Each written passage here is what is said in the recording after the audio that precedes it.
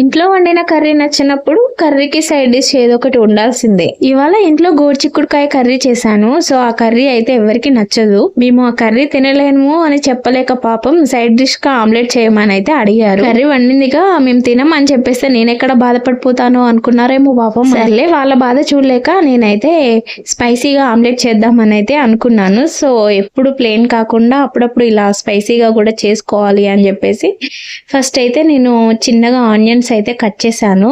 అందులోకి 1 మిర్చి కట్ చేశాను. అందులో పసుపు, ఉప్పు, కారం వేసేసి మసాలా అలాగే ధనియా పౌడర్ కూడా వేసేసి బాగా మిక్స్ చేశాను. అల్లం అయితే ఇంట్లో లేదు, సో నేను వేయలేదు. అల్లం కూడా వేసుకుంటే బాగుంటుంది. తర్వాత ఆయిల్ అయితే వేసేసి అందులోకి 4 ఎగ్స్ని అయితే పగలగొట్టి వేసి బాగా మిక్స్ చేశాను అనమాట. ఇందులోనే మా చిన్నోడు వచ్చేసి మమ్మీ నేను ఆమ్లెట్ కాలుస్తా అని అంటున్నాడు. ఇప్పటికే లేట్ అయిపోయింది, ఇంకా కాలుస్తూ ఉంటే ఇంకింత లేట్ అయిపోద్ది, నెక్స్ట్ టైం నువ్వు కాల్చేవులే అని చెప్పేసి నేనైతే పంపించేసిన.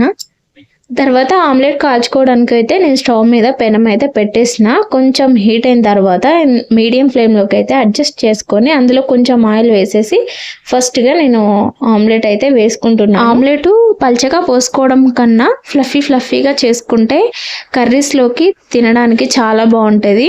ఆమ్లెట్ ఎస్పెషల్లీ పప్పులోకి అయితే సూపర్గా ఉంటుంది. ఎప్పుడైనా ట్రై చేశారా? ట్రై చేస్తే కామెంట్లో చెప్పండి.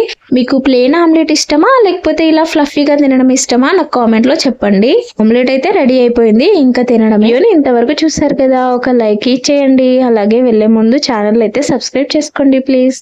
Thanks for watching this video. Bye.